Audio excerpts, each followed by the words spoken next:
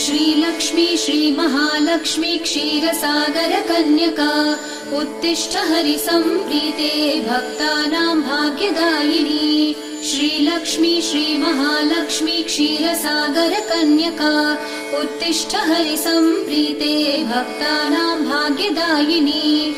उत्तिष्ठोत्तिष्ठ श्रीलक्ष्मी विष्णुवक्षस्थलालये उत्तिष्ठ करुणापूर्णे लोकानां शुभदायिनी। उत्तिष्ठोत्तिष्ठ श्रीलक्ष्मी विष्णुवक्षस्थलालये उत्तिष्ठ करुणापूर्णे लोकानां शुभदायिनी।